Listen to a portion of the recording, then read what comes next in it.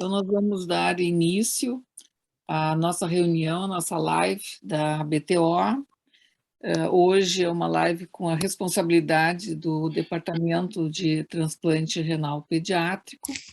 A live será sobre hiperoxalúria, a importância do diagnóstico e o que nós temos de tratamento atual. E quem vai coordenar e quem teve a ideia deste assunto é a professora Lilian Palma, que é a vice-coordenadora desse departamento, e ela, então, passa a palavra para apresentar os nossos convidados. Boa noite, Lilian, pode passar. Boa noite a todos, obrigada, Clotilde. É ótimo estar aqui entre amigos, né, de tão longa data, com um assunto que ela tem uma importância enorme. Fazer o diagnóstico vai mudar bastante a sobrevida desse paciente. E eu assisti no Congresso Brasileiro de Nefrologia Pediátrica uma aula de hiperoxalúria primária e fiquei muito impressionada com o fato de que 10% dos casos são diagnosticados depois do transplante renal, com aquela recorrência de litíase.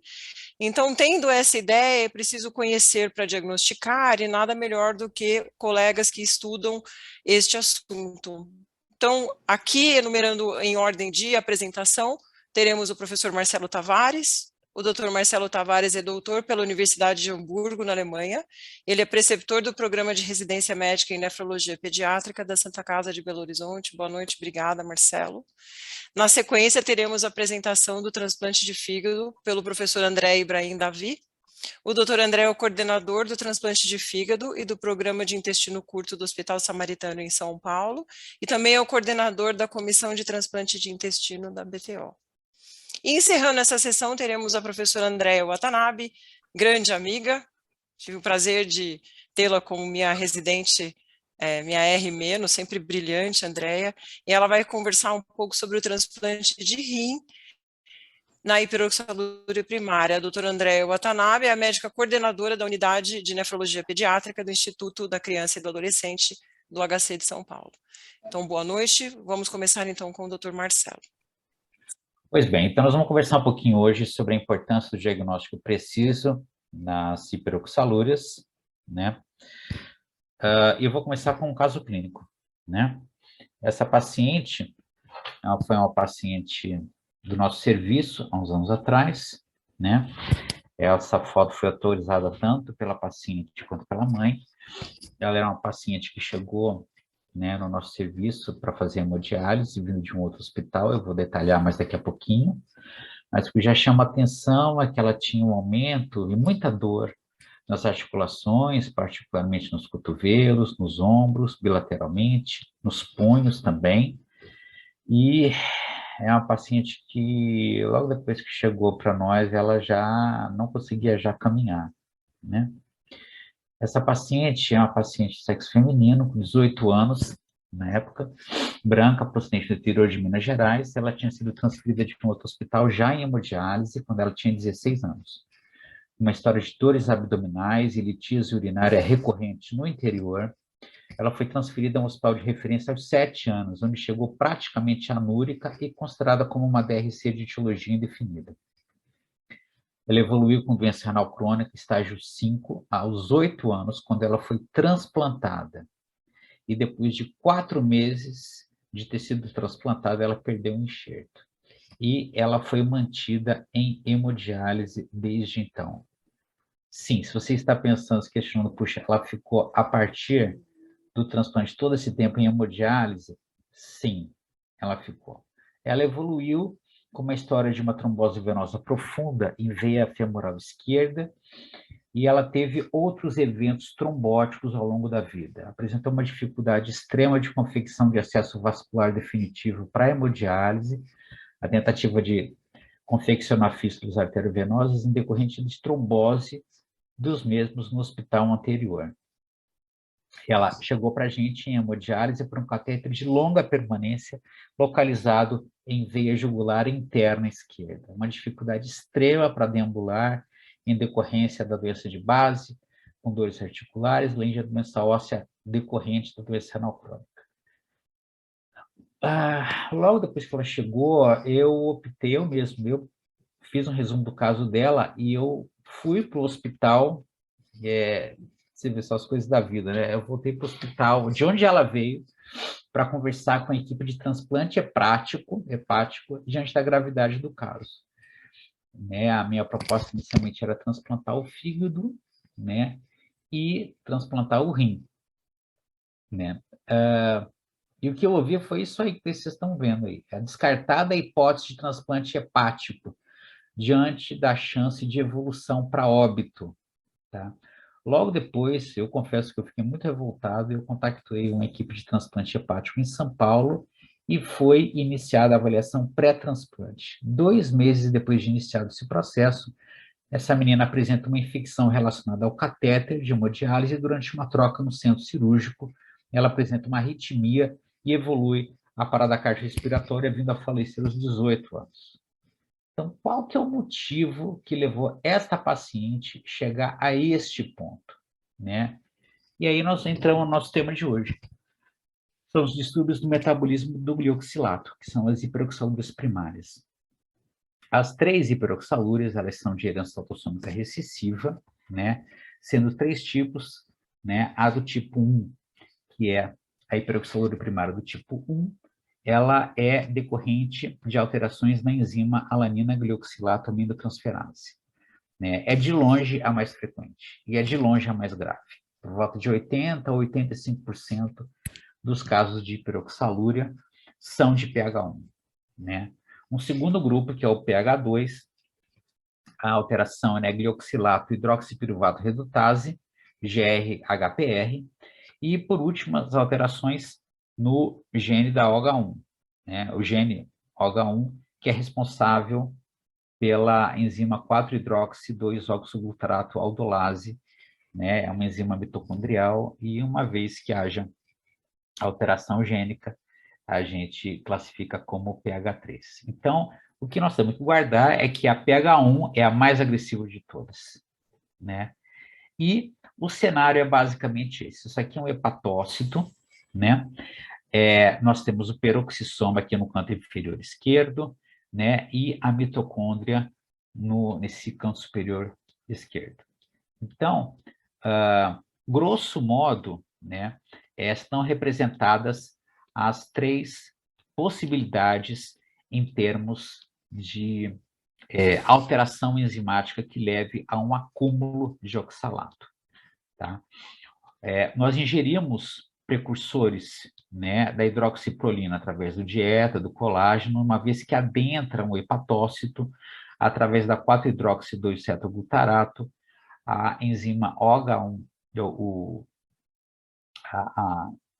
a elaboração de glioxilato, né, ela vai resultar, né, numa passagem, uma vez que haja, né, algum problema, né, na enzima que é fruto da síntese a partir do gene OH1, você consegue observar que há um acúmulo progressivo de glioxilato. Esse glioxilato, né, ele pode também, posteriormente, ser metabolizado a glicolato, que, por sua vez, também nós ingerimos precursores através de vegetais.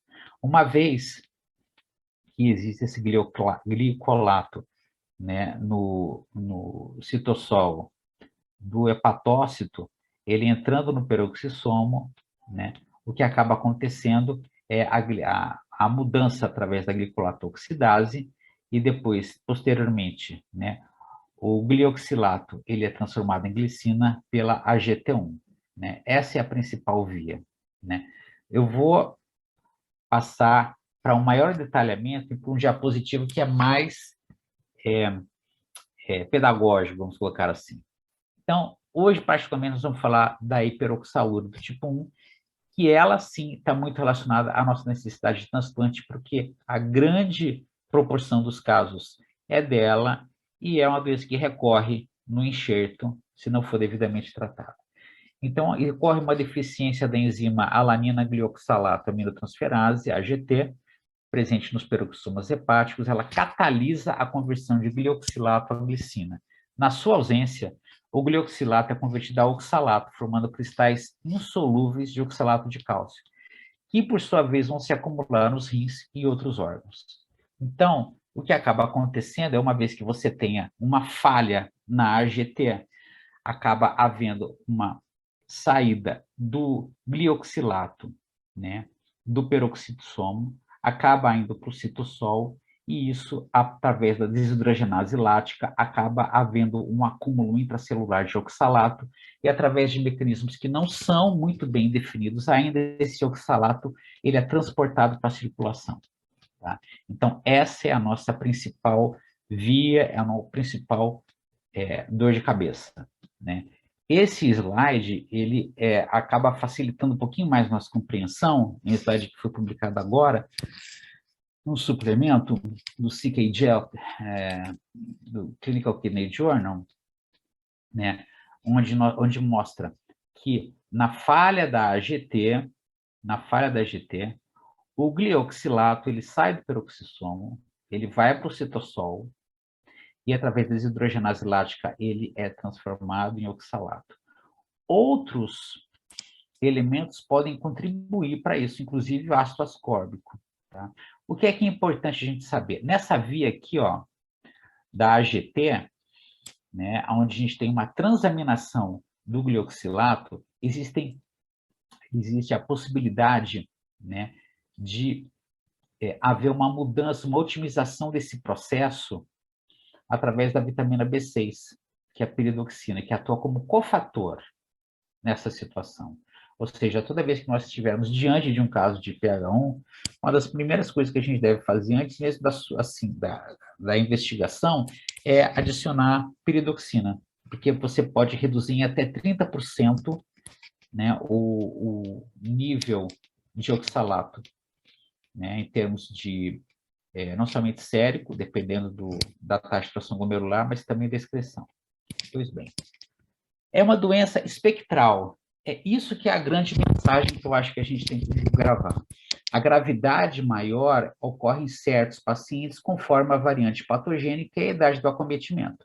Então, do ponto de vista renal, a clínica pode ser decorrente de nefrolitise recorrente, ou em pacientes que têm uma nefrocalcinose, ou que progressivamente vão perdendo a função renal sem um motivo aparente. Isso pode acontecer em crianças pequenas. E os sintomas, eles podem ocorrer desde o primeiro ano de vida até a 6ª década. Ou seja, na realidade, tudo vai depender da variante patogênica. Então, quando é que nós vamos suspeitar de hiperoxalúria? Em lactentes, a apresentação é inespecífica, né? E a gente, muitas vezes, por um exame simples, que muitas de nós acabam esquecendo de pedir, que é um raio-x de abdômen. Por que raio-x de abdômen? Porque muitas vezes a deposição de cálcio a gente já vai conseguir ver pelo raio-x mesmo.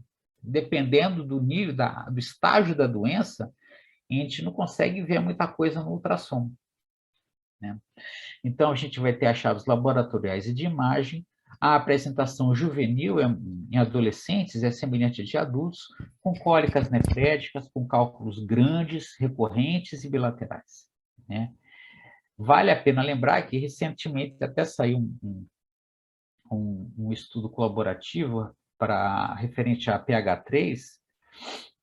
A pH3 é a da forma que, por exemplo, menos evolui para a doença renal crônica. A pH1 de longe, como eu vou mostrar daqui a pouquinho, é que é o grande inimigo nosso. Então, as apresentações: 26% com nefrocalcinose precoce e progressão para falência renal, doença renal crônica estágio 5. 30% é urolitise recorrente, perda progressiva da função renal.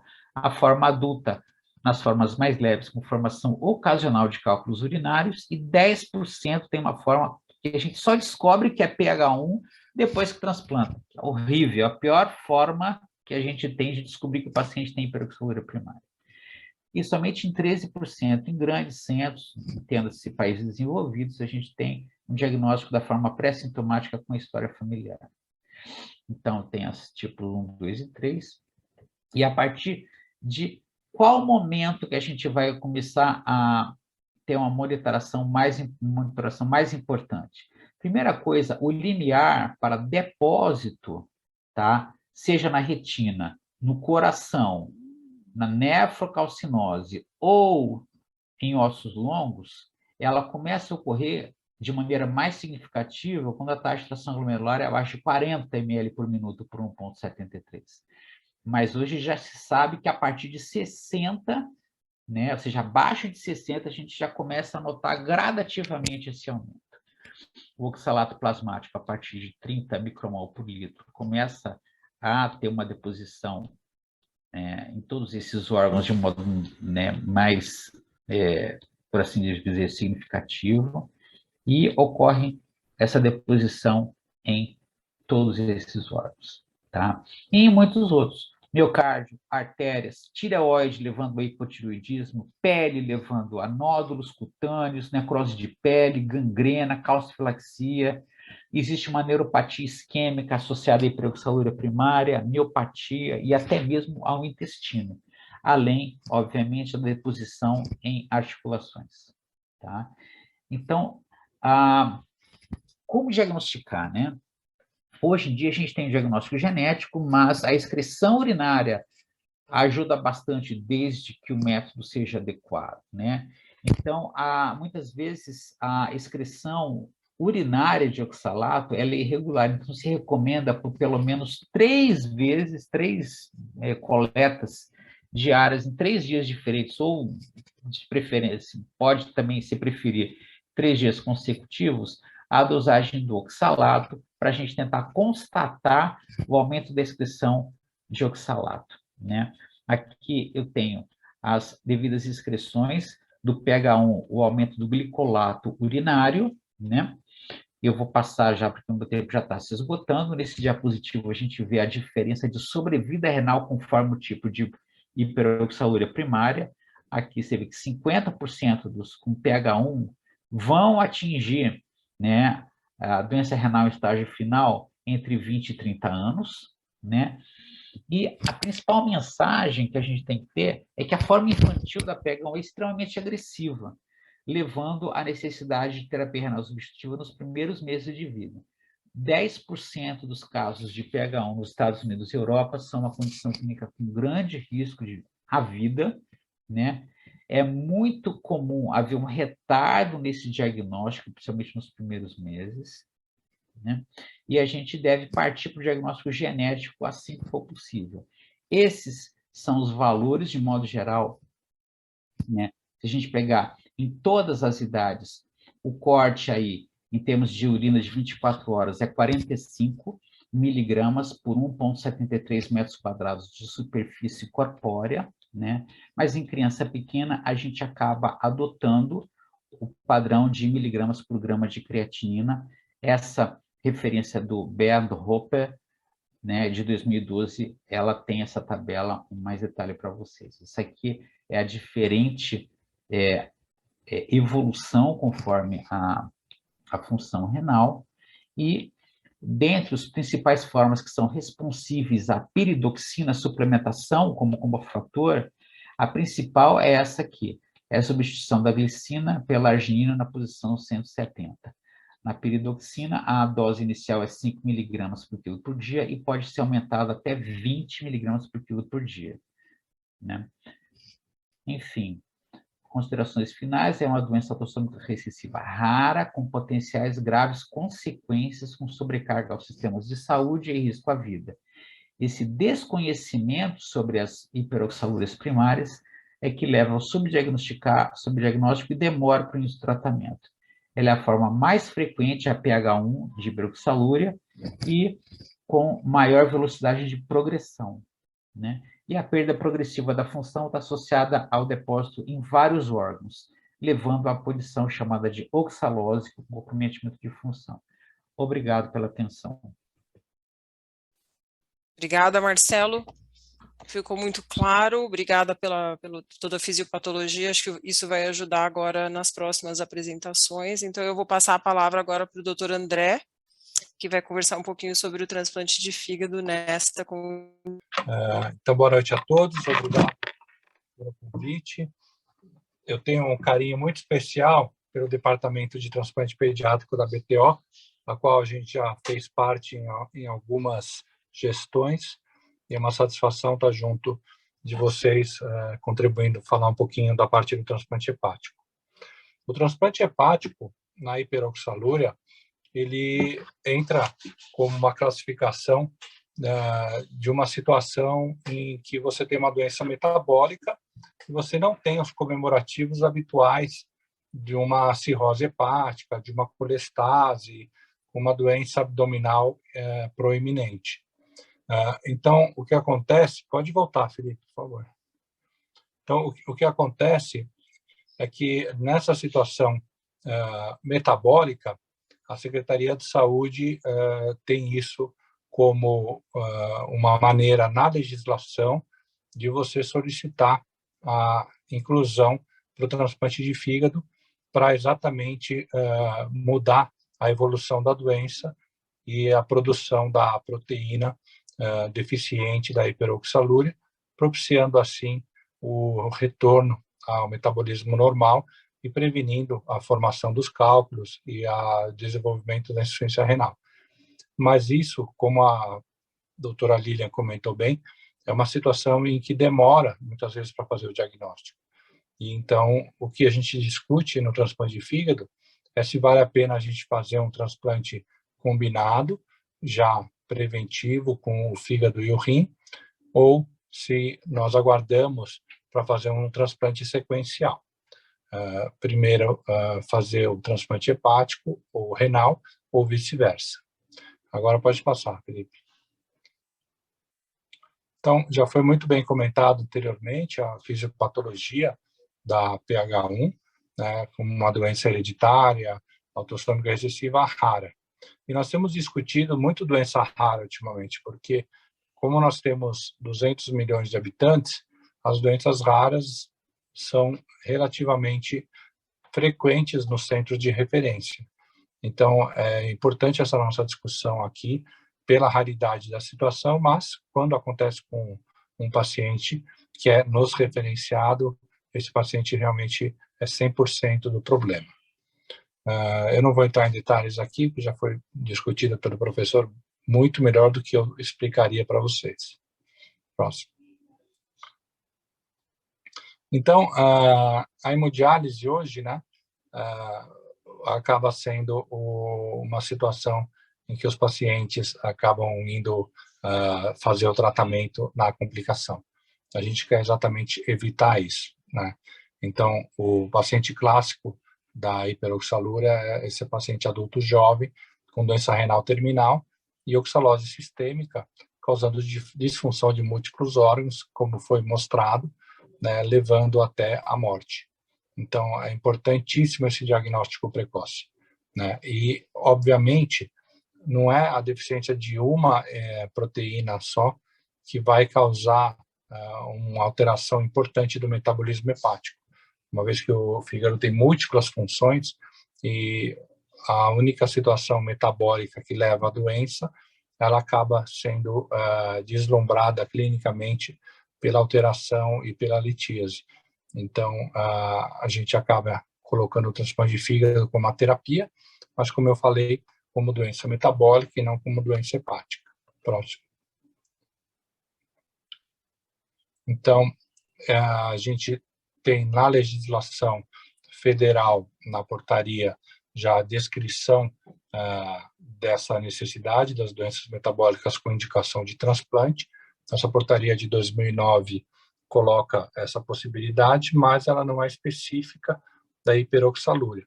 Então, tem uma lei complementar, que são as leis estaduais, que descrevem sobre a possibilidade também do transplante combinado fígado e rim. E aí lá nós discutimos essa necessidade na Câmara Técnica do transplante de fígado estadual, e lá entra, então, como situação especial, e o paciente acaba recebendo pontos extras, porque ele não tem disfunção hepática. Lembrar que hoje o critério de alocação para transplante de fígado é o MELD, que é o modelo de disfunção hepática, que quanto maior o MELD, mais grave é o paciente. E o MELD acaba sendo utilizado como um número que vai ditar classificação do paciente na fila do transplante. Como esse paciente não tem disfunção hepática e o MELD é baseado na creatinina, na bilirrubina e na coagulação medida pelo INR, você acaba não tendo alteração do MELD. Então, esse paciente entra em critério especial, que a gente chama, ou seja, nós levamos esse caso como centro referenciado de transplante, mandamos uma carta, uma solicitação de situação especial para a Câmara Técnica. A Câmara Técnica se reúne a cada 15 dias e lá nós discutimos todos os casos que pedem excepcionalidade. Esse caso entraria com uma excepcionalidade, sendo um transplante ou isolado de fígado pós-rim, ou combinado fígado-rim, ou, eventualmente, um transplante pré-empitivo de fígado. Então, nesse caso, discutido e com certeza aprovado, uma vez que a gente tem o diagnóstico de certeza, como também já foi mostrado, da hiperoxalúria e as suas complicações, então não tem por que a Câmara Técnica recusar, e esse paciente acaba ganhando pontuação progressiva, que a gente chama de o MELD, não é o MELD calculado, é o MELD referido, e ele acaba ganhando pontos extras para que possa entrar numa situação de competitividade com um transplante de rim com doador falecido, que é a maioria dos casos das doenças metabólicas. Mas também, como muitas vezes essa situação ocorre em pacientes de menor porte ou crianças, nós podemos também ter a possibilidade de fazer o transplante intervivos, né, com um segmento do fígado e também um rim de um doador intervivos. Então, é necessário uma avaliação ampla, né, para ver a necessidade de cada paciente. Eu, particularmente, prefiro o transplante com doador falecido, que você não coloca uma terceira pessoa nessa situação, e nós estamos com uma doença metabólica, que uma vez feito o diagnóstico e uma vez levado à Câmara Técnica, é só uma questão de tempo para que o paciente atinja uma posição na lista e seja suficiente a numeração para ele receber um doador falecido. Lembrar que no transplante de fígado basta a alocação pelo sistema sanguíneo ABO. Então, é diferente do transplante de rim isolado, onde você tem toda uma compatibilidade HLA, uma análise de um painel. Então, no fígado, para nós, basta a compatibilidade ABO, e a imunossupressão para o transplante de rim é ainda mais forte do que a gente usa para o transplante hepático. Então, quem acaba ditando essa imunossupressão pós-transplante combinado é o pessoal da nefro, e com isso a gente consegue uma boa sobrevida nesses casos de transplante de fígado e rim, tanto do paciente quanto dos enxertos. Então, lembrar que é um paciente praticamente rígido, muito diferente daqueles pacientes cirróticos que a gente está acostumado a transplantar. Então, a doação viva é uma estratégia, mas aqui no Brasil a gente tem um número de transplante de fígado com doador falecido relativamente alto. Nós transplantamos 70% dos pacientes com transplante de doador cadavérico com sucesso, e os outros 30% estão entre não conseguiram doador e transplante intervivos. Então, hoje no Brasil, a gente tem mais de 2.000 transplantes hepáticos por ano, e em São Paulo, mais de 1.000 transplantes hepáticos por ano. Então, nós temos mais de 2 doadores por dia no estado de São Paulo. Então, a possibilidade do intervivos, ela pode ser usada, mas não necessariamente. E como, então, nós temos essa situação da hiperoxalúria, que pode variar dependendo do genótipo, e o risco de mortalidade pode ser um risco alto, é importante a gente fazer o diagnóstico precoce e encaminhar esse paciente para um serviço de transplante. Os riscos da imunossupressão a longo prazo, todos nós já conhecemos, e é um preço que a gente acaba pagando, mas também já temos bastante conhecimento em relação à imunossupressão. A tendência nossa no transplante hepático é diminuindo a imunossupressão ao passar dos anos, de maneira que com 5, 6 anos, a maioria dos pacientes está com uma monoterapia e níveis razoavelmente baixos de imunossupressor. Próximo, senão não vai dar tempo. Então, esse trabalho é bastante interessante, né, que ele comenta sobre o resultado do transplante de fígado e rim combinado e sequencial, né, com base nos registros científicos, né, dos doadores. E interessante que a grande maioria desses pacientes transplantados fígado e rim foi por hiperoxalúria primária, né, a pH1 37%, seguido de fibrose hepática congênita, acompanhada de insuficiência renal. E outras causas metabólicas não pH1, só 7%. Então, apesar da gente considerar uma doença rara, quando você vai olhar a estatística de grandes fontes, né, como este registro, que é um registro nacional, você encontra bastante casos, muitos casos com hiperoxalúria. Próximo. Então, aqui uma tabela grande, na verdade, é mais para exemplificar para vocês que a hiperoxalúria consta nessa grande gama de doenças metabólicas, né, e situações de defeitos genéticos com indicação de transplante de fígado e rim, e ele é recomendado, então, o transplante combinado nos casos de um diagnóstico de uma falência renal, uma taxa de filtração glomerular menor do que 15 ml, e é sugerido de fazer o sequencial, né, nos casos em que você tem o diagnóstico precoce e uma situação ainda relativamente boa do rim nativo, do rim do paciente antes do transplante, com uma filtração glomerular em torno de 15 a 29. Então, é uma situação em que a gente tem ainda uma função renal e você vai fazer o transplante sequencial. Lembrar que toda vez que você faz um transplante de fígado, você coloca em risco o rim, exatamente pelo uso dos inibidores de calcina e urina, do tacrolimus, que é nefrotóxico, e a gente tem que monitorar o nível do tacrolimus ao longo do tempo no pós-transplante para exatamente prevenir uma nefrotoxicidade maior. Próximo. A conclusão desse trabalho, que viu essa casuística um pouquinho maior, é que a hiperoxalúria primária, apesar de ser uma doença rara, de difícil diagnóstico, né, que leva a uma lesão grave, os resultados devem ser melhorados com o diagnóstico precoce, colocado aqui, que é a preocupação do departamento. Fazer esse diagnóstico precoce e corrigir esse efeito enzimático do transplante de fígado antes de desenvolver a oxalose sistêmica. Então, ele comenta também na conclusão que o transplante de rim ou combinado de fígado é necessário nos pacientes com hiperoxalúria primária, né,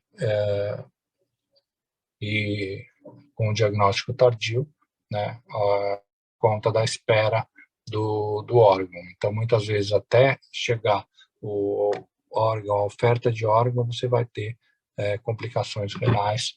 Então, aquela taxa de filtração glomerular esperada dentro de um nível aceitável para o transplante de fígado, você acaba tendo que colocar o rim junto, exatamente por conta que, se você vai fazer uma imunossupressão depois e você já tem uma disfunção renal, a chance de você perder esse rim acaba sendo grande. E é sempre preferível, do ponto de vista imunológico, você transplantar um paciente com um doador só. Então, é interessante você pensar na possibilidade de fazer um transplante combinado, em vez de um sequencial, só por conta de você diminuir a carga antigênica desse paciente e prevenir complicações como a rejeição. E um último paper, que tem também uma casuística grande, que fala sobre a evolução desses pacientes com hiperoxalúria primária, e ele comenta, então, que o transplante de fígado-rim é curativo, que é uma terapia invasiva, mas a gente sabe que é a terapia de cura. Então, ele coloca também que esses estudos são limitados, concentrarem alguns casos de transplante combinado e o sequencial, né, pela própria doença que não é tão frequente, então tem poucos estudos. Então, ele juntou 201 pacientes com HP que receberam um transplante de fígado e rim e que foram listados no registro, né, de receptores de transplante num prazo bastante longo, de 87 a 2018. Então, mostra que é uma doença infrequente, ela existe e, ao longo dos anos, você até consegue uma casuística para uma análise. Ele separou os pacientes no grupo do transplante combinado e no transplante sequencial. E os dados demográficos mostram uma proximidade muito grande dos dois grupos. Obviamente, a diferença que teve foi em relação à necessidade de diálise e ao uso da diálise no pré-transplante, né, que foi maior no grupo combinado e menor no grupo sequencial. A única diferença estatística dos dados demográficos dos dois grupos. Em relação à evolução do transplante, comparando o combinado com o sequencial, mostra também que a diferença mais significativa em relação à evolução foi em relação ao nível de creatinina. Então, os pacientes que fizeram o transplante combinado, eles tinham um nível de creatinina menor, ou seja, foram realizados no momento a função renal estava ok e a evolução renal foi boa. E os pacientes do sequencial, obviamente, como fizeram um transplante numa temporalidade diferente, apresentaram a creatinina maior. Então, apenas relacionado à disfunção renal, que é dentro do esperado pelo tipo de transplante que estava sendo proposto. Obviamente, o combinado, você acaba resolvendo os dois problemas de uma vez só. Próximo. Desculpa, aí embaixo, pode voltar um pouquinho, Felipe? Embaixo também o número de dias, né, até a alta. Então, nós tivemos um número maior de dias no transplante combinado, também é esperado, uma vez que você tem um trauma cirúrgico maior, um tempo cirúrgico maior, 2 órgãos para sair da disfunção pós-transplante. Então, também é entendível, dentro dessa situação, não como um fator de melhor de um grupo ou para o outro. Próximo. E isso se reflete na avaliação do resultado final do desfecho, né, da probabilidade de sobrevida dos pacientes. O combinado, aparentemente, teria uma sobrevida menor, né, em torno de 75% em 5 anos, e o sequencial teria uma sobrevida um pouco melhor, em torno de 85% em 5 anos, mas isso não se mostrou estatisticamente significante. Assim como a probabilidade de sobrevida do enxerto, também as curvas acabam até se cruzando. Em 5 anos, nós temos em torno de 80% de sobrevida para os dois grupos, então ficou bastante semelhante. E, em relação à probabilidade de sobrevida do enxerto hepático, nós tivemos uma similaridade muito grande entre os grupos, então não houve também diferença estatística. Concluindo, esse estudo mostra, então, né, que o transplante sequencial parece ser uma opção, né, que tem algumas condições específicas, principalmente em relação ao momento da disfunção renal, né, quando comparada ao combinado, mas ele não apontou nenhuma grande diferença de sobrevida entre os dois grupos. Ele sugere que o sequencial, por ter essas características de aprimoramento da disfunção com uma certa urgência, então a gente acaba indicando o sequencial conforme a disfunção aparece, ela precisaria de mais estudos para ver se realmente é interessante do ponto de vida ou se o combinado com um transplante mais preemptivo seria o ideal. Então, apesar dele ter 200 casos e uma demografia muito semelhante, ele não chega a uma conclusão. O que nós, que temos experiência com poucos casos, e é bastante interessante, a gente pode até pensar em fazer um trabalho multicêntrico ou com dados da central, para ver ao longo desses anos todos como que foi o resultado do transplante de fígado-rim na hiperoxalúria aqui no Brasil. Os colegas todos têm casuística pequena, e eu acho que só um estudo mais amplo pode fazer nos dar uma visão melhor da hiperoxalúria no transplante combinado no Brasil. E fica aqui uma proposta para o departamento, né, de eventualmente acessar esses dados da central de transplantes. Eu acho que seria interessante, num próximo evento, a gente poder estar comentando sobre os dados do Brasil, mas isso vai requerer um trabalho das equipes aí para disponibilizar os dados. A gente está tendo uma certa dificuldade de disponibilização de dados com essa nova LGPD, que os compliances estão um pouquinho mais reticentes de fornecer dados. Então, acredito que a melhor via para análise de dados seria os dados da central de transplantes. Obrigado pela oportunidade, desculpa por falar um pouquinho além do tempo.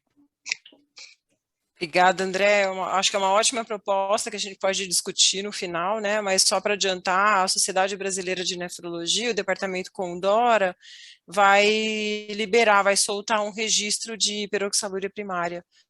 Então, eu acho que talvez seja uma forma de fazer uma ponte e inserir os dados do transplante também nesse registro, né?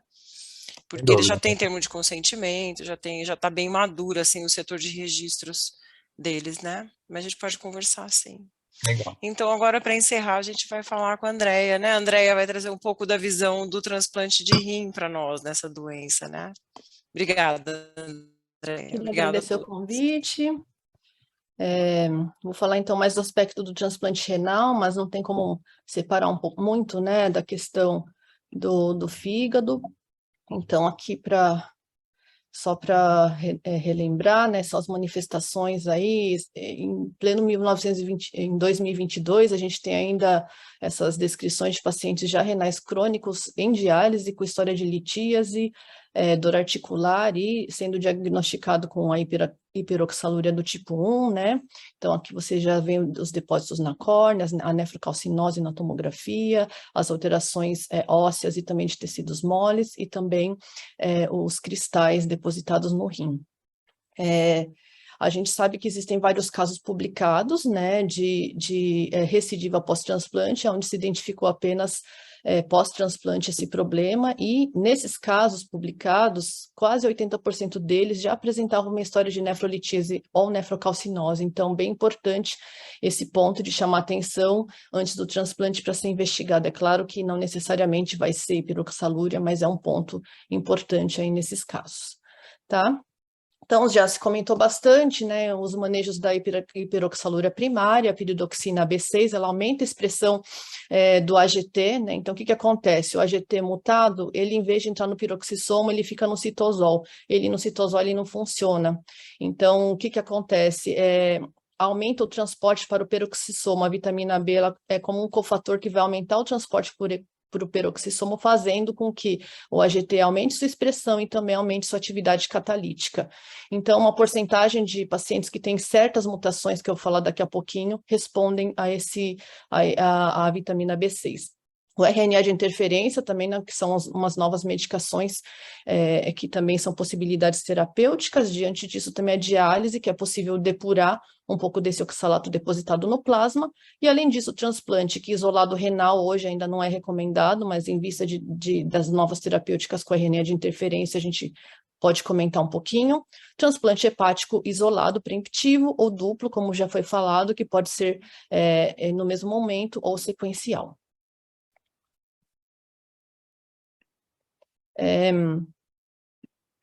Aqui a gente pode ver os pacientes, é um estudo interessante, né, que é o acúmulo de oxalato em pacientes adultos que não apresentavam hiperoxalúria primária, mas só para a gente ver, né, que esses pacientes, de acordo com a piora da função renal, então aqui é aumento da creatinina sérica, existe um aumento de acúmulo do oxalato sérico, mesmo em pacientes que não apresentam hiperoxalúria primária. E pós-transplante a gente vê uma grande redução de acordo com a função do enxerto pós-transplante. Então, só o fato de você ter uma alteração da filtração glomerular, existe já uma redução da excreção de oxalato, mesmo em pacientes que não apresentem hiperoxalúria primária. A gente sabe que também a diálise peritoneal ela é pouco efetiva, né, em vista da produção de oxalato nesses pacientes que apresentam a hiperoxalúria primária, né, principalmente esse do tipo 1 mais grave, como já foi comentado, e alguns estudos demonstraram uma superioridade da hemodiafiltração em relação à hemodiálise, né, como vocês podem ver abaixo, 3 estudos representados aqui, mostrando níveis menores de oxalato pré-diálise, pós-diálise e também porcentagem de redução na HDF.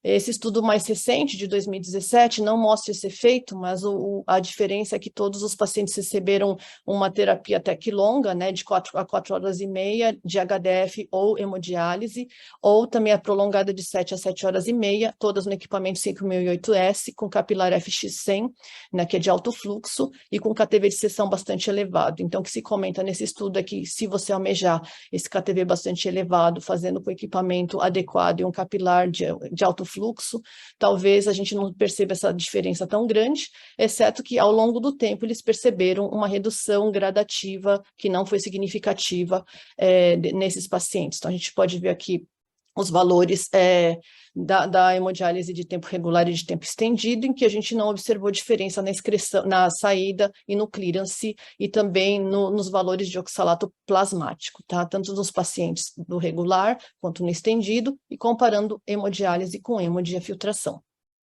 Existe essa possibilidade do transplante preemptivo de fígado, que ainda não é a terapêutica mais consagrada, mas quando o paciente atinge uma taxa de filtração glomerular em torno de 60, é importante, é possível você realizar o transplante. Então, existem outros estudos, mas achei isso interessante, que é uma avaliação de alguns pacientes pediátricos, né, na faixa etária pediátrica. Então, paciente 1, que são essa sequência de raio-x, já apresentou hematúria aos 2 anos de idade, com nefrolitíase e nefrocalcinose. Né, o transplante hepático foi realizado aos 7 anos, com uma taxa de filtração glomerular de 47, e um oxalato urinário bastante elevado. Então, a gente observa, ao longo do tempo, uma redução dos cálculos renais e da nefrocalcinose. Então, após 8 anos de transplante de fígado, uma melhora aí da taxa de filtração glomerular relativamente importante, né? O paciente 2 era uma menina que começou com dor abdominal com 4 anos, também nefrolitíase e nefrocalcinose, bem identificado aqui no raio-x, fez o transplante hepático com 10 anos, com a taxa de filtração glomerular de 58, quase 59, um oxalato urinário bastante elevado, e aos 9 anos, com 9 anos de transplante renal, apresentava uma taxa de filtração glomerular estimada de quase 66, então com bons resultados. Esse paciente número 2 apresentou... Aqui é um resumo, esse paciente 1 e 2, e alguns outros casos que eles tinham sequenciais de hiperoxalúria. Então, intercorrência de pós-transplante que foi importante, né, que foi sepse urinária, né, em decorrência de nefrolitíase obstrutiva. Então, essa é uma das consequências aí que piora por conta da imunossupressão, né. Então, será que vale a pena fazer o transplante de fígado quando a taxa de filtração glomerular chega a 60? E com essas novas terapias, né, de RNA de interferência, será que vai continuar valendo a pena? Então, é possível que a nefrocalcinose leve à melhora da filtração glomerular. Essa é uma pergunta que foi feita aí nessa descrição. Então, nos transplantes duplos, né, já foi discutido um pouquinho, né, evitar o doador vivo quando é ao mesmo tempo. O doador falecido é importante ter um certo match de tamanho para reduzir, né, reduzir aí o tempo de isquemia por conta de preferir o fígado inteiro, tá? O tempo de isquemia máxima do fígado vai ser menor do que o do rim, né? Primeiro fazer a anastomose hepática, depois renais e depois das vias biliares e ureter.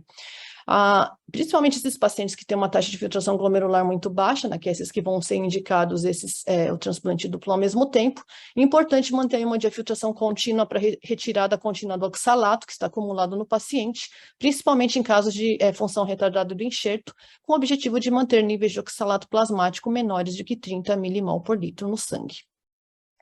Importante, no transplante sequencial, esse que você faz primeiro o fígado e depois o rim, existe melhor sobrevida do enxerto se você utilizar o doador de rim baseado no HLA do doador do fígado. Então, só nesse caso é importante conhecer o HLA do fígado, não por conta do fígado, mas por conta do rim, e a possibilidade do mesmo doador vivo também, se o lobo esquerdo é menor morbidade para o doador, e depois, numa sequência com o mesmo HLA, depois de algum tempo, o mesmo doador poderia doar o rim.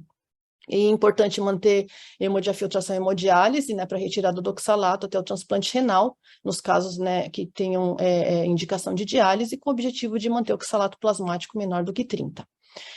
Falar rapidinho de um caso clínico que a gente teve, um menino com diagnóstico de hiperoxalúria primária tipo 1, manifestou nefrolitise nefrocalcinose com 4 anos e 6 meses, mas já estava com uma disfunção renal importante. Um mês depois já tinha ureia de 200 e creatinina de 9, iniciou diálise peritoneal, tinha um oxalato sérico de 65 e urinário de 0,65 miligramas por quilo por dia, e no sequenciamento de painel houve a detecção de uma deleção do exon 7 no AGT-XT, que codifica o AGT, né, em homozigose. O transplante hepático foi feito com o pai, com 5 anos e 2 meses, o pai doou o lobo esquerdo, o fígado tinha 1,8% do peso do receptor, recebeu tacrolimo e foi feita hemodiálise diária após o transplante hepático e posteriormente 3 vezes por semana, que ele voltou para a cidade dele em Santa Catarina. Após 8 meses do transplante hepático em hemodiálise, apresentava um oxalato sérico de 26 milimol por litro. Realizou um doador falecido, né, entrou na lista como prioridade depois, mas demorou ainda quase 2 anos para receber esse transplante.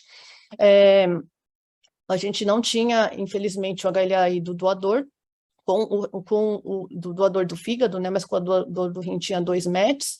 A indução foi habitual, porque ele tinha painel 0, classe 1 e classe 2 a despeito do fígado e das transfusões que ele recebera. Evoluiu com função retardada do enxerto, leucopenia, e converteu então leucopenia intensa, micofenolato pré-everolimo, manteve leucopenia, teve várias infecções, infecção por BK-vírus, foi suspenso everolimo, 11 anos depois, na sequência ele melhorando clinicamente, rejeitou, fez pulso de metil e não tinha DSA nesse momento, e retornou everolimo e ajuste de tacrolimo. Atualmente ele tem 1 ano e 10 meses de transplante, recebe prednisona, tacrolimo e everolimo e apresenta uma taxa de filtração glomerular estimada de 64, com uma melhora do Z-score de estatura e de IMC.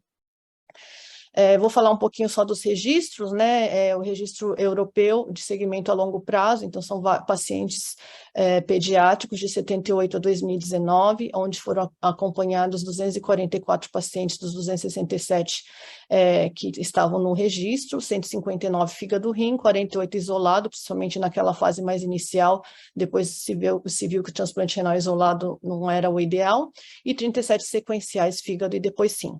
Então, nessa casuística, uma predominância discreta de meninos, o início de sintomas com 4 anos, de diagnóstico com 7,6 anos, transplantados com 16,8 anos, e uma porcentagem significativa de pacientes que são os mais graves, com manifestação antes de 1 ano de vida. Nefrocalcinose e urolitíase foram as manifestações mais importantes, e eles separaram de acordo com a resposta de vitamina B6, que eu achei bem interessante. Então, sequenciaram todos os pacientes, e as variantes que respondem a B6 são essas 3 aqui, principalmente a primeira, como já foi comentada, que é a troca da glicina por arginina na posição 170.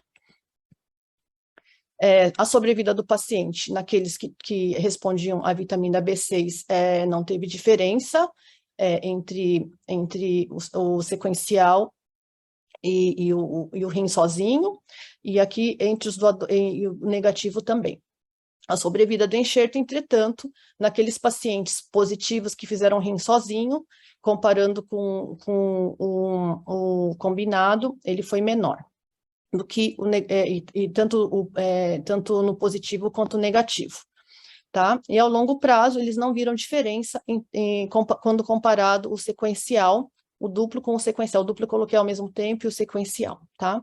Então, aqui a gente pode observar qual que foi a diferença no sequencial e no duplo? A idade. O que fez sequencial era as crianças com menor idade, foi bem diferente, né? 0,8 anos, comparando com 5,8.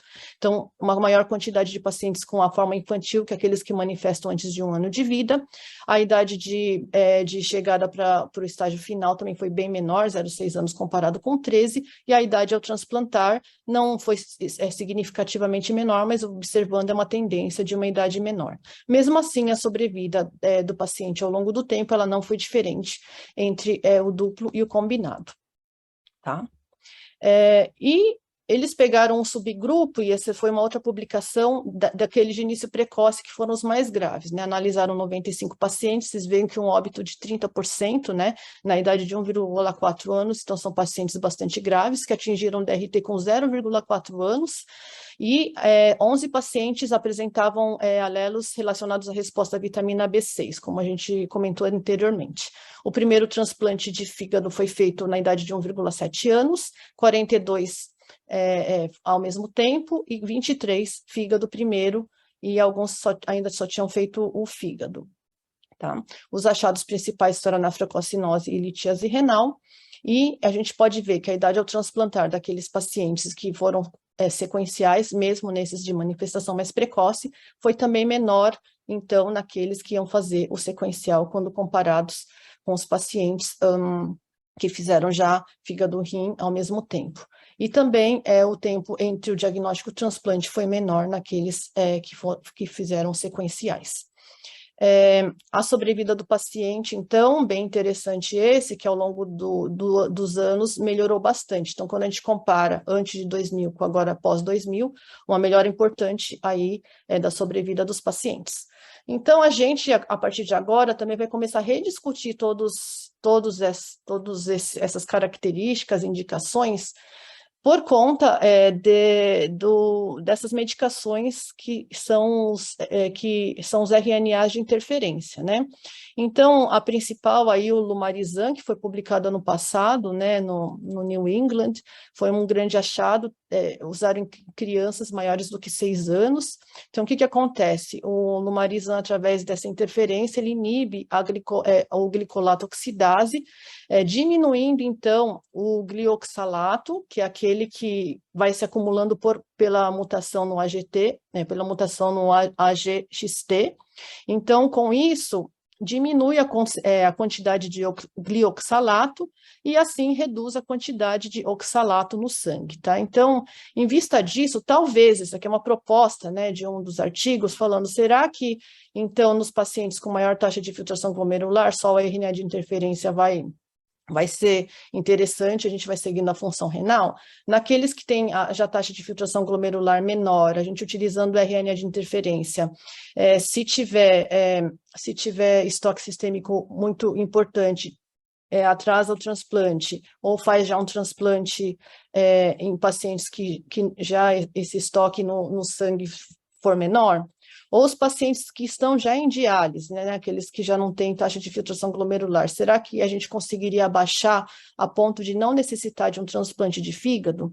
Né? Então, acho que essa é uma medicação que traz aí uma novidade, a gente ainda não teve tempo de avaliar essas características. Então, para concluir aí a nossa fala, né, o transplante de fígado-rim ainda, nesse momento, é o tratamento de escolha para pacientes que atingem taxa de filtração glomerular menor que 30. Então, o duplo versus o sequencial, entendo que o sequencial, os pacientes mais graves, né, pacientes menores, e talvez na nossa condição, como a gente demonstrou que a gente ainda não consegue fazer ao mesmo tempo, e a gente acha mais segura no nosso serviço fazer o sequencial. Importante lembrar do fígado sozinho, das complicações relacionadas à nefrolitíase e à sepse por conta da imunossupressão, e talvez também aqueles pacientes com variantes patogênicas associadas à resposta à piridoxina, talvez a gente consiga evitar o transplante tanto de fígado quanto o de rim. A possibilidade também de transplante de fígado isolado, como é descrito, né, naqueles com ainda taxa de filtração glomerular entre 30 e 60. E será que essas novas terapias, né, na hiperoxalúria do tipo 1, vão substituir o transplante de fígado? Será que elas vão evitar e mitigar, de fato, o comprometimento renal quando introduzidas precocemente? Provavelmente sim, mas talvez não em todos os pacientes, né? Principalmente naqueles antes de 1 ano de vida, não acredito que ele vai conseguir tão intensamente realizar esse processo. A gente ainda, na verdade, não sabe, que não foi testado também, mas é possível que não seja suficiente, tá? E os efeitos a longo prazo dessas medicações, também interação com medicações imunossupressoras, o acúmulo de glicolato, a gente não sabe esses efeitos, mas a gente está num momento muito interessante, que esse é só um primeiro, né, de interferência, uma medicação, e vários outros vão vir e podem mudar aí a nossa história do transplante. Obrigada. Essa é a nossa equipe aqui do ICR, transplantólogos. Obrigada, Andréia. Equipe grande, né? Obrigada aí pela apresentação de todos vocês. Não sei, Clotilde, se a gente tem minutos ou se nós já estamos no nosso tempo esgotado aqui do webinar. Se tem perguntas, eu acho que a gente pode fazer ainda. Temos tempo para fazer uma, 2, 3 perguntas. Nós temos perguntas aqui, então, de 2 colegas. Então, a Lucimara e Silvestre, obrigada pelas excelentes palestras. O desafio maior continua naqueles que têm a forma infantil e que já precisam começar a diálise no primeiro ano de vida. A esperança que eu tenho é com as medicações de RNA de interferência. Então, acho que a Andréia comentou sobre isso. Ainda não temos, né? Salvo engano, naquele trabalho do New England, foram crianças de 6 anos, né? Exato. Acho que a partir de 6 anos de idade. E realmente, eu tenho 2 pacientes com hiperoxalúria primária que eu cuidei na vida. Um deles foi uma criancinha pequenininha também, ainda quando eu estava em São Paulo, e nós fizemos um transplante duplo fígado rim. E ela acabou evoluindo com múltiplas complicações. Ela era uma criança tão grave que a biópsia renal, a gente conseguia enxergar o cristal de oxalato a olho nu na lâmina, de tanto depósito que ela tinha. Então, uma criança realmente com uma doença sistêmica muito grave que não resistiu ao transplante duplo, porque é uma cirurgia que eu lembro que levou 18 horas. Então, talvez nesse sentido é que a discussão que vocês tiveram aí sobre sequencial seja interessante. Mas eu também tenho uma menina mais velha, começou pequena, essa história que todo mundo mostrou, né, cálculo renal de repetição, vai perdendo função renal, e ela acabou sendo diagnosticada com a hiperoxalúria. O oxalato sanguíneo dela era 130. Então, nós optamos por fazer um transplante de fígado, hemodiálise intensa, vitamina B6, para depois transplantar o rim. Só que ela teve 2 tromboses de fígado, ela acabou fazendo 3 transplantes de fígado, para depois conseguir transplantar o rim. Então, aí que eu acho, assim, realmente é uma doença difícil, não é são pacientes frágeis, né, por causa do depósito sistêmico de oxalato. E a gente tem que pensar neles muito. Quando você tem litíase de repetição e perda de filtração glomerular. Eu acho que o chamariz, na minha opinião, e eu quero ouvir vocês, seria esse daí. Eu vou também falar aqui a questão do Dr. Charles. O Dr. Charles também participa conosco no departamento de transplante pediátrico. Existem estratégias tanto para diagnóstico quanto encaminhamento precoce aos serviços de transplante para esses pacientes? Quem gostaria de comentar? Existe, eu acho que o grande boom, né, da difusão de informação acerca das hiperoxalúrias primárias ocorreram a partir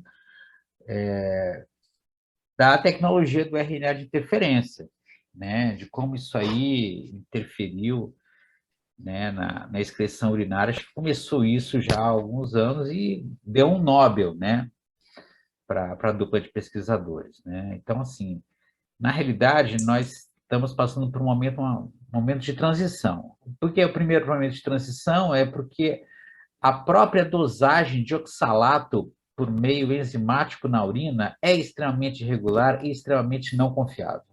Esse é o primeiro problema.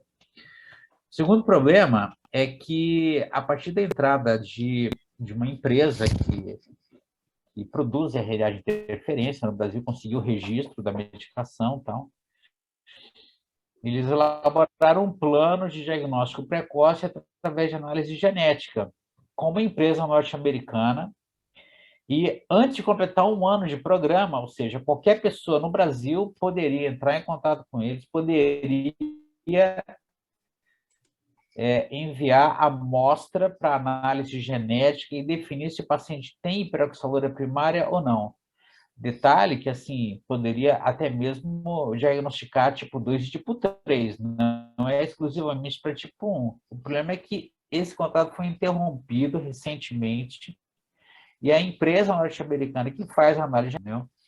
Então, nesse ponto, existe um apoio aí para, principalmente os grandes centros, para dosagem de oxalato urinário, só que agora já existe um grande gap para confirmação genética, né? Porque não é todo mundo que consegue pagar uma análise de painel, por exemplo, né? Então, Perfeito. isso eu acho que nós ficamos aí, transitoriamente existe essa dificuldade agora, mas eu acredito que em breve vai se resolver, né? Agora, nós temos um monte de A paciente doutora que não Marilena chega, né? aproveita, tá, sim, para poder comentar também, a Maria Helena Weisbich, obrigada pelas excelentes palestras, só gostaria de comentar um estudo recente publicado com Lumasiran em pacientes já em diálise, mostrando melhora nos níveis de oxalato. Eu acho que isso aí é um dado, a Maria Helena também, inclusive é uma das idealizadoras do registro de hiperoxalúria primária. E já existe também, inclusive, recidiva da hiperoxalúria em paciente transplantado em uso de Lumarizan também.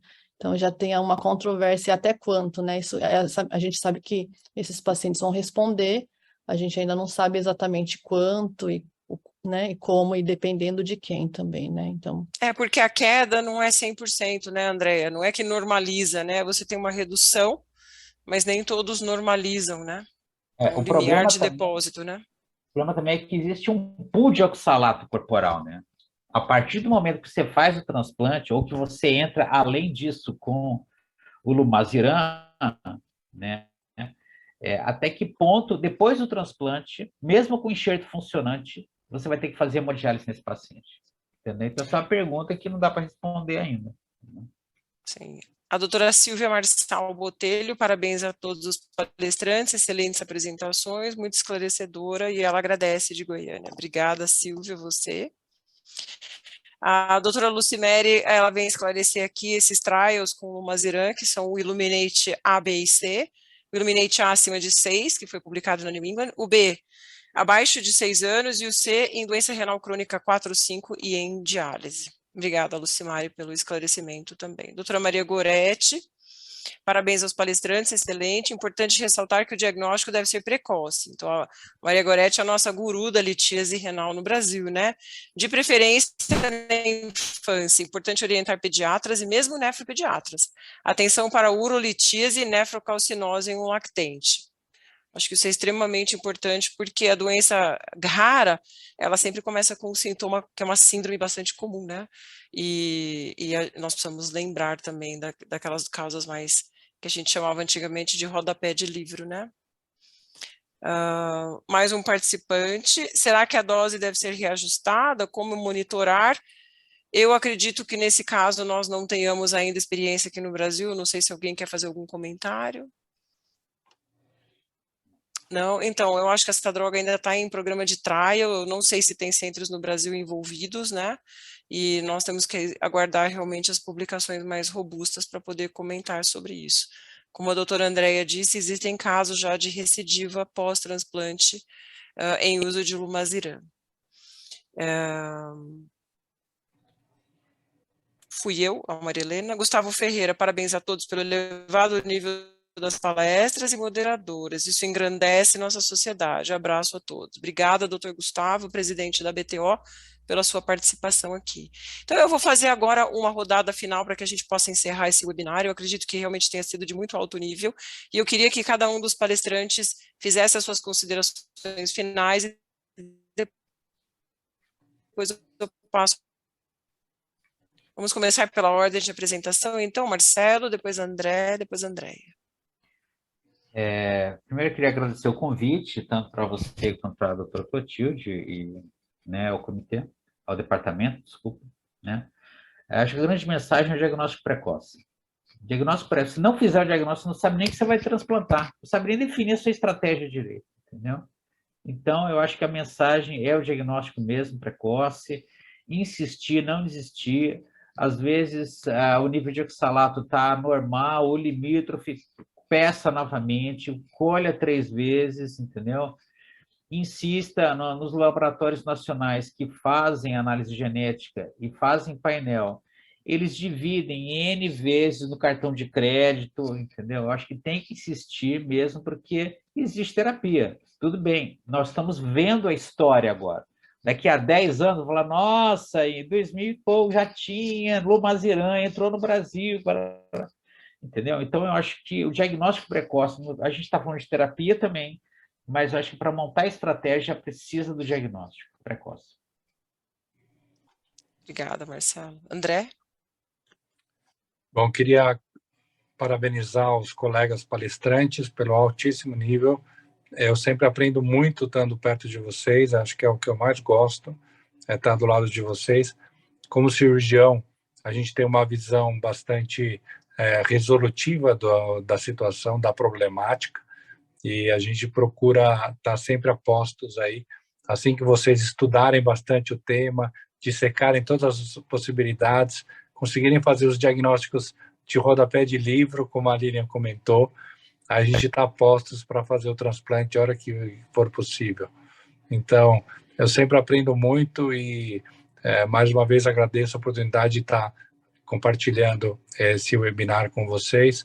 Mandar um abraço para o Gustavo e um grande abraço para vocês. Obrigada, André. Muito obrigada. Andréia? Agradeço também a oportunidade, diagnóstico precoce e piridoxina, né? Eu acho que como uma porcentagem dos pacientes respondem à piridoxina e é uma coisa que tem pouco efeito colateral, então vale a pena já introduzir enquanto você está esperando o sequenciamento genético, né? Então, acho que isso já é uma coisa importante, além das outras medidas normais que a gente já, como nefrologista, já faz, né, para os cálculos renais. Você quer falar da dose da piridoxina e como é que você dá, Andréia? Só para ficar Não, o Marcelo comentou, prático. né, a dose a gente inicia com 5 mil, eu tive só um paciente que eu usei 5 miligramas por quilo e pode chegar até 20 miligramas por quilo dia, e você vai monitorizando o paciente. Normalmente a chance de efeito colateral é pequena e é fácil de dar a medicação, não tem dificuldade.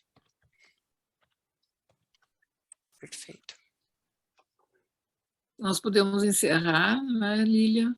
Queria agradecer a todos, acho que foi mais um webinar pediátrico excelente, com alto número de participantes, chegamos a ter 80 participantes. Agradeço realmente a todos e ainda ficamos à disposição e abertos para novas ideias e novos webinars. Muito obrigada à BTO, em nome do Gustavo. Obrigada a todos. Boa noite. Boa noite. Obrigada a todos e uma ótima noite. Fica aí, André, fica aí, peraí. Aí eu ando. Obrigada a todos, viu? Boa noite para vocês. Tchau. Boa noite, tchau. Tchau, tchau. Obrigada.